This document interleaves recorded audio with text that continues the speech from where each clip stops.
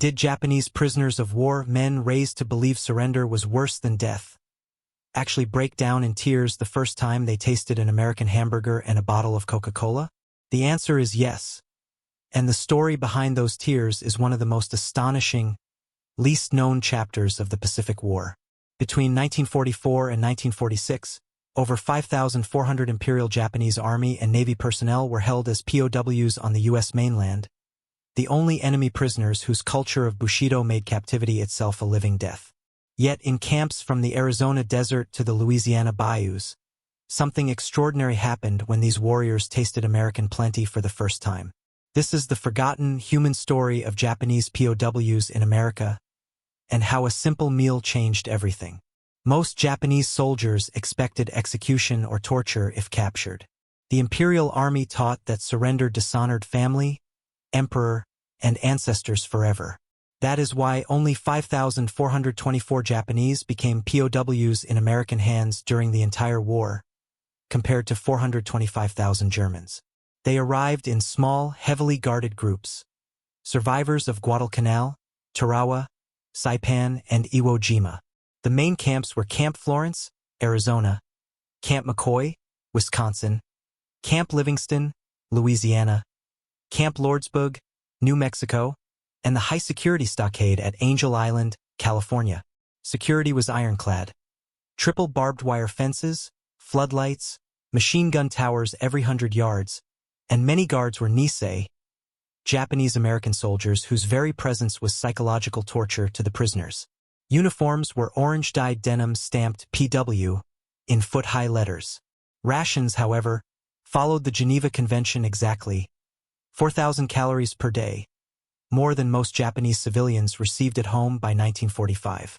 And that is where the trouble and the miracle began. August 1944, Camp Florence, Arizona. 150 fresh prisoners from Saipan arrive in 120 degrees Fahrenheit heat. They are gaunt, many wounded, all expecting to be shot. Instead, they are marched into a mess hall smelling of grilled beef. On every tray, a thick hamburger on a soft white bun, French fries, coleslaw, and an ice-cold bottle of Coca-Cola. Many refuse to eat, believing the food is poisoned. Guards eat the same meal in front of them to prove it safe. One by one, the starving men take a bite. Silence. Then, according to the official camp diary, several veteran sergeants of the 18th Infantry Regiment began to cry uncontrollably. The same scene repeats across the country. At Camp McCoy, Wisconsin, in October 1944, a lieutenant from the 29th Division weeps openly after his first sip of Coke, whispering, "I have never tasted anything so sweet." By early 1945, the camps are split by ideology. Hardline Hakokudan fanatics who punish weak prisoners, and a growing number who secretly crave another hamburger. Violence erupts. At Camp Livingston, 2 prisoners are strangled for accepting second helpings. At Camp Lordsburg, 8 men commit ritual suicide rather than live with the shame of enjoying American food. The suicide rate climbs to 1 every 10 days. American commanders are baffled.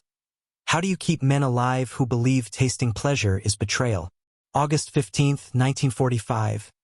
The Emperor's surrender broadcast reaches every camp. In mess halls across America, Japanese officers hear Hirohito's voice for the first time ordering them to endure the unendurable. Many fall to their knees. Some attempt mass seppuku with smuggled with mess hall knives. At Camp Florence, 400 prisoners riot, smashing windows and shouting they would rather die than return to a defeated Japan. Guards fire tear gas and shotgun warning blasts. Medical officers report prisoners refusing all food, even the beloved hamburgers, lying face down for days at a time, whispering, "We have no honor left." The suicide rate spikes to 3 attempts per week. Camp commanders face a nightmare. They are legally required to keep these men alive for repatriation, yet the prisoners themselves are determined to die.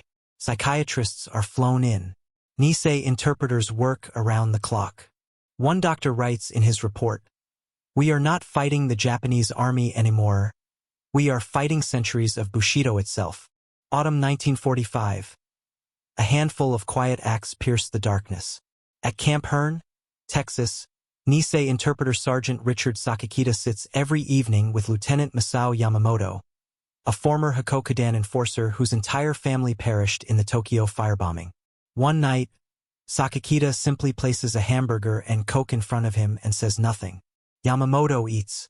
Then he cries, not from shame this time, but from gratitude. He asks, voice breaking, "Why are you kind to men who wanted to kill your people?" Sakakita answers, "Because my parents taught me that food shared is hatred ended." Word spreads. At Camp McCoy, a Buddhist priest-prisoner begins nightly talks. "The Emperor has spoken, living is now our final duty." At Camp Livingston, an American Red Cross worker brings a crate of Coca-Cola every Friday and leaves it unguarded, a deliberate act of trust. Prisoners begin protecting the crates instead of hoarding them. By Christmas 1945, the suicide rate had fallen to 0. In mess halls nationwide, Japanese POWs raise bottles of Coke in silent toasts to guards who once were enemies. One guard writes home, "I came here hating Japs. Tonight, a little Jap lieutenant bowed and offered me half his hamburger. I don't know what to feel anymore." Between March 1946 and June 1947, all 5,424 Japanese prisoners were repatriated aboard hell ships, in reverse, this time with full bellies and medical care. Only one man successfully escaped and was never found. Official records list 147 deaths, the overwhelming majority by suicide or illness. The re-education program was officially judged minimal success, yet the evidence says otherwise. Decades later, hundreds of those same men returned to America, legally this time, as immigrants, engineers, and businessmen. Camp McCoy still preserves the Shinto shrine they built with Coca-Cola bottles as foundation stones.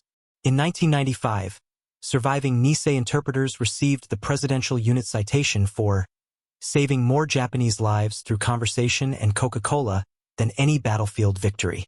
Every August 15th, elderly Japanese men gather quietly at the National Japanese-American Memorial in Washington and leave bottles of Coke at the wall, a silent thank you to the country that fed them when their own would not. This was just one of countless untold stories from the Second World War. Subscribe to World War II Fills as we continue to bring these forgotten chapters of history back to life. Did Japanese prisoners of war, men raised to believe surrender was worse than death, actually break down in tears the first time they tasted an American hamburger and a bottle of Coca-Cola? The answer is yes. And the story behind those tears is one of the most astonishing, least known chapters of the Pacific War. Between 1944 and 1946, over 5,400 Imperial Japanese Army and Navy personnel were held as POWs on the U.S. mainland, the only enemy prisoners whose culture of Bushido made captivity itself a living death. Yet in camps from the Arizona desert to the Louisiana bayous, something extraordinary happened when these warriors tasted American plenty for the first time. This is the